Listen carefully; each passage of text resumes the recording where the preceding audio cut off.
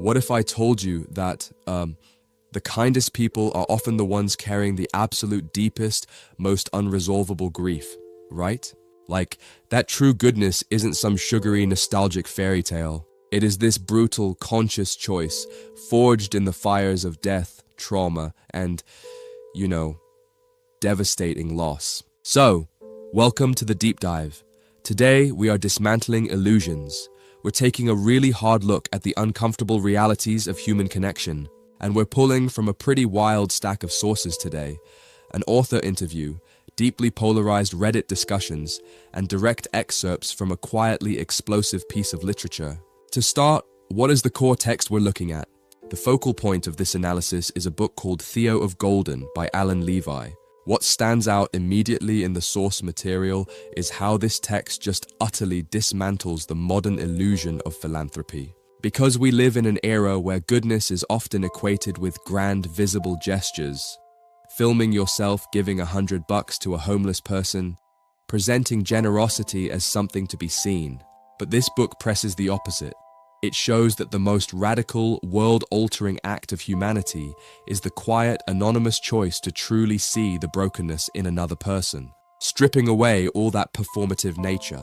To understand why this hits so hard, it helps to look at the mind behind the text. Alan Levi is a 69-year-old former lawyer from a small town in Georgia. He studied English literature in Edinburgh, Scotland, and spent years as a touring musician.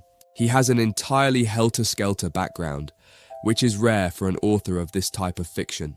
The unusual part is that he wrote this book initially just to see if he had the stamina for long fiction. He planned to print a copy at a local shop and hide it in a drawer. He never intended for anyone to see it.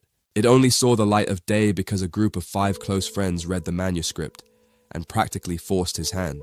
That wandering, uncalculated background fuels the philosophical weight of the premise. So, the premise, it sounds simple, but it isn't. An 86-year-old Portuguese widower moves to a southern city called Golden.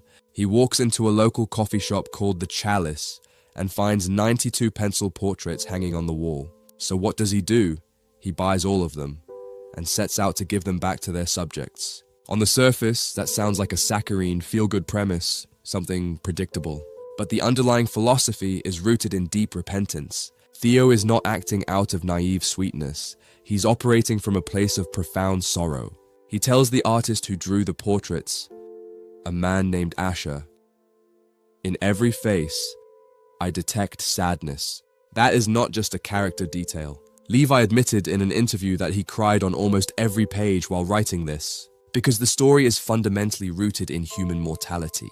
Late in the narrative, it is revealed that Theo is a world-renowned, fabulously wealthy artist who used to go by the single moniker Zeller. His anonymity in Golden is intentional. It is a reaction to his own past. It functions as penance, because he was once arrogant. In a letter revealed near the end of his life, Theo confesses that he was a fame-obsessed man.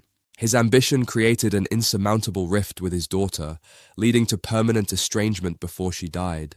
His anonymity, his refusal to take credit, his quiet acts of giving, all of it becomes an agonizing attempt to balance a moral ledger that can never truly be balanced. And when you look at the mechanics of what he's doing with those portraits, it mirrors how we construct our own lives. Society operates like the wall of that coffee shop.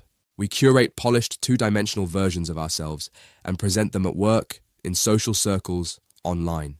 We expect people to engage with the finished image. But Theo takes those portraits off the wall, tracks the subjects down, and hands the image back to them. He forces them to hold their own representation, while standing in front of someone who sees what the image leaves out. The art becomes a mirror, a quiet stripping away of illusion, a kind of zero-stakes confessional. Take Minette Apprentice. Her story is a window into the cost of modern success. She is a junior partner in a major accounting firm, fully embedded in a high-pressure corporate environment that demands total subsumption of identity into productivity. She is the classic overachiever, living to meet the expectations of a highly pragmatic father, a man who explicitly told her she would be a disgrace if she failed. She refers to herself as a regular approval junkie. Her identity is constructed around never disappointing authority. When Theo enters her life, his quiet, non-judgmental presence acts like a vacuum. It pulls out her deepest hidden shame, She confesses to him about an abortion, something tied directly to her father's demands for career success. She summarizes that experience with the phrase, "So much for kindness." What matters is how Theo responds. He does not offer advice. He does not provide justification. He does not attempt to fix anything. He absorbs the grief. The mechanism of healing is not instruction. It is presence. It is the act of bearing witness to another person's pain without flinching. Then there is Kendrick Whitaker, a night shift university custodian. He has deeply ingrained street-hardened survival instincts. When Theo tries to hand him a wrapped package containing his portrait, Kendrick physically recoils. His hands drop into fists. His immediate assumption is that this is a trap, a scam, or a threat, because the world has trained him that anonymous gifts come with a hidden blade. Kendrick operates in a society that treats custodians as invisible machinery. And to survive being invisible, you build emotional calluses. But Theo forces Kendrick to confront something unfamiliar. That he is seen, that he is worthy of respect. The psychological shift is profound. Kendrick later admits that for 18 months, he harbored deep hatred toward a university administrator, and then he realizes something unsettling. He had never actually looked the man in the face. Theo's gift becomes a turning point. It teaches Kendrick that faces exist so we can truly see each other. It breaks through his defensive posture of hostility. Then there is Tony, the bookstore owner. He may have the thickest armor of anyone in Golden. He owns the Vabor bookstore, and he hides a cavernous trauma behind sarcasm, alcohol, and literature. Tony is a 1968 Khe Sanh Vietnam veteran. To understand the weight of that, you have to understand that the Battle of Khe Sanh was a 77-day siege. US Marines were surrounded, cut off, and subjected to relentless artillery bombardment. That kind of environment produces a very specific form of PTSD built on perpetual hypervigilance, the certainty that death can fall from the sky at any moment. Tony believes that the jungle revealed something permanent about human nature, that there is a killer inside every one of us. He is haunted by the loss of his best friend, Babo, a man who loved Louis L'Amour novels and wanted to become a teacher. Tony carries that loss as survivor's guilt, and he masks it with a cantankerous personality, aggressively berating loyal customers, referring to them as penny loafers. Theo does not attempt to argue him out of this trauma. He does not offer logic, because trauma of that depth does not respond to logic. Instead, Theo approaches through a sensory experience. On Tony's birthday, he shares a 1968 vintage port wine. The choice is deliberate. The year matters. By selecting a wine from the exact year of Tony's deepest trauma, Theo communicates something subtle, that while 1968 held horror, it also held something else, something that was aging, developing, becoming rich in darkness. It presents the duality of human experience. That devastation and beauty can originate from the same moment in time, all of it held in a single glass. Then there is Ellen, a homeless, mentally unstable woman who rides a bicycle she calls the Noble Invention. That name itself is a reference to the humanist author William Saroyan, known for writing about beauty in poverty and absurdity. Ellen is a contradiction. She is erratic, disruptive, storming into formal spaces and shouting accusations, calling authority figures hypocrites and worse. But beneath that chaos, there is a sharp intellect. She reads widely. She engages deeply with literature, a world of stories. And yet, society treats her as something to be managed, medicated, or ignored, a society that overlooks the individual. Theo does something radically different. He looks at her portrait and tells her she looks motherly. He looks deeply at the portrait. One word, just one word. And it reaches something untouched, a place beyond words. It bypasses her instability, her behavior, her label. It connects to the human core beneath it all, a deep, enduring connection. And it brings her to tears. A quiet moment of profound emotion. That moment reveals something uncomfortable. Our culture does not know how to process this kind of quiet dignity, a profound, unobserved presence. Because modern kindness is rarely quiet. It is visible, recorded, shared, a performance for the world. It is visible, recorded, shared. If you do something kind today, the instinct is to document it, every act documented, to post it, simply to post it, to receive validation, as simple as receiving validation. But Theo operates in complete anonymity, a shadow in the world. and that creates friction with the modern world. This friction becomes explicit through Catherine Lesker, a journalist, a determined journalist. She discovers what Theo is doing and wants to write a profile. In today's media landscape, it would be a guaranteed viral story, a story that spreads rapidly. But Theo refuses, a firm, quiet refusal. He quotes William Wordsworth saying that the best portion of a good person's life consists of nameless acts, consists of small, nameless, unremembered acts of kindness. He understands something fundamental, a truth that guides him through the friction. That broadcasting goodness alters it. It changes the nature of the act itself. The very nature is altered. Once it becomes visible, it becomes performance. Once it becomes performance, it becomes transaction. Every act becomes a transaction. And that undermines the entire purpose of what he is trying to do. His actions are designed specifically to avoid recognition, like footprints on a beach destined to be forgotten. Because they are tied to something deeper, a personal moral reckoning. There is also a necessary challenge to the premise, because it is very easy to interpret Theo as a kind of idealized figure, a gentle presence moving through a city, quietly healing people, almost like a symbolic or saint-like character. But the source material complicates that, because goodness, especially unfiltered, unadulterated goodness, is not always welcomed. In fact, it can provoke hostility. It can threaten people who rely on control, insecurity, or suspicion to navigate the world. There is a moment involving Cleve Torba that illustrates this clearly. Theo attempts to deliver a portrait to Cleve's girlfriend, Clarice. Before he can reach her, Cleve intercepts him. What follows is not curiosity. It is suspicion, pure, raw, unfiltered suspicion. Cleve cannot interpret Theo's actions as genuine. His worldview does not allow for it, so he fills the gap with projection. He assumes something dark, something predatory. He interprets Theo as a threat. He takes the portrait, throws it onto the concrete, and stomps on it, shattering the glass. This is not just rejection, it is destruction. And Theo's response is not passive. He does not remain calm or detached. The destruction of the portrait, something intended as an act of healing, triggers a visceral reaction. He lashes out, a violent physical rejection of the destruction. He shouts in anger. His reaction is human. It breaks the illusion of the untouchable, serene figure. It reveals something important, that the person offering grace is still capable of anger, still capable of emotional reaction. Goodness does not eliminate humanity, it exists within it. And this tension between expectation and reality extends beyond the narrative itself. It shows up in how people respond to the book. Reader reactions are deeply divided. Some people describe being moved to tears. They feel emotionally affected. They feel compelled to change their behavior. But others react in the opposite way.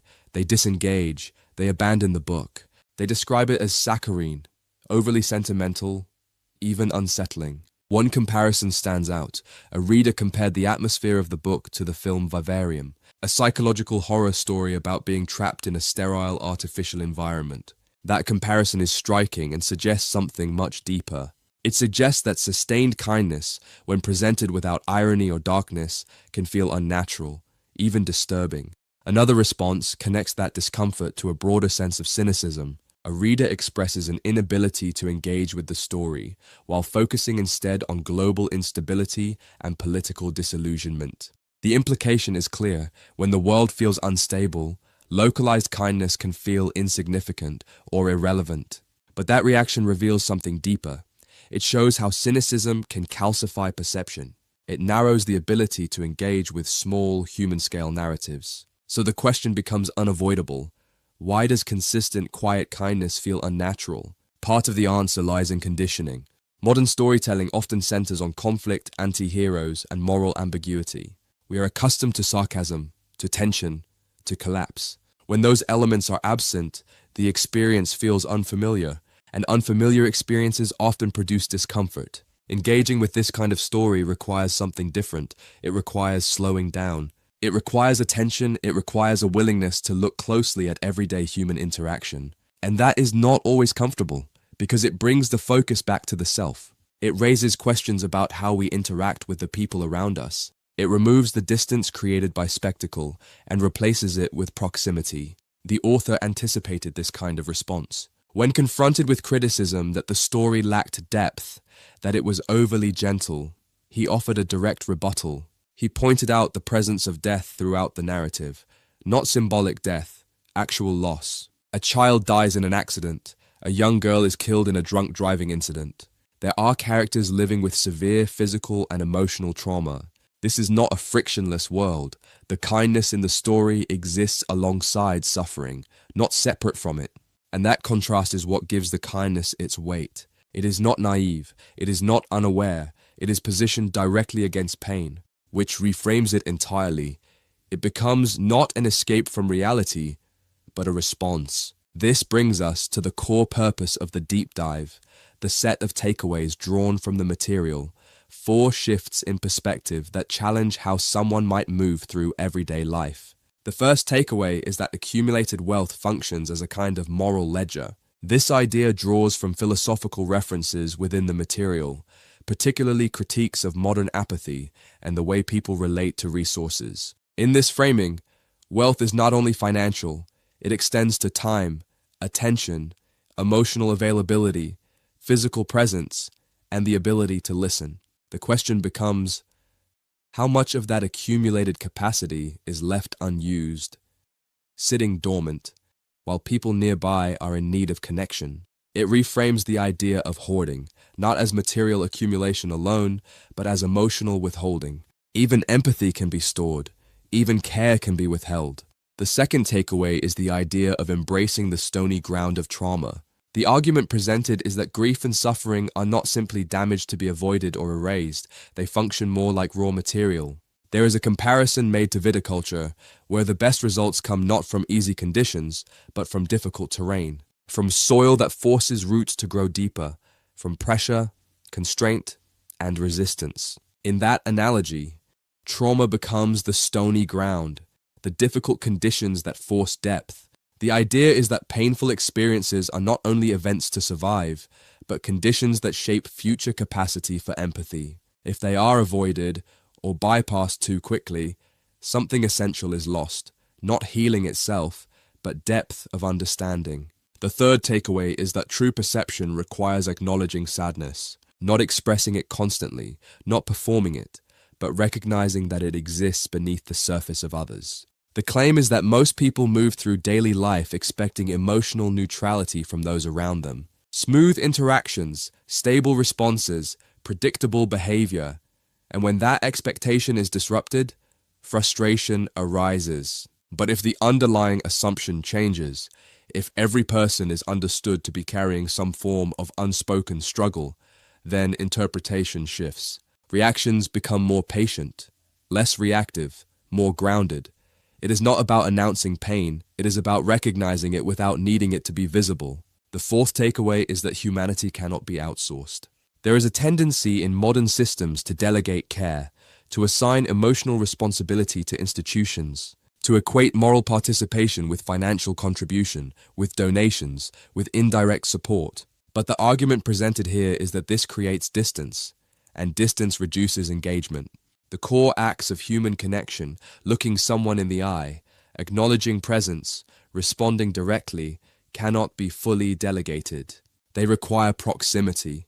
They require personal participation, not scale, but immediacy. This is reflected in the way Theo operates throughout the narrative. He does not build systems. He does not create institutions. He moves through individual encounters, one person at a time, one moment at a time. And each interaction is unrecorded, unbroadcast, and unmeasured, which leads into the culmination of the narrative. The story ends with Theo's funeral. A eulogy is delivered by Father Lundy. The framing draws from the biblical story of the road to Emmaus, someone whose presence changes perception, even if it is not immediately recognized. That recognition comes too late for immediate understanding, but not too late for reflection. The author did not frame success in terms of visibility, sales, or recognition. The stated goal was far more personal, and that connects to the final reflection from the author's stated intention. That reframes the idea of output, not as achievement, but as offering. Not as resume building, but as creation of something given, which leads to the closing reflection. Because in the end, the kindest people are often the ones carrying the deepest, most unresolvable grief. And goodness is not performance, it is not spectacle, it is not recognition. It is a choice, made quietly and carried forward in silence.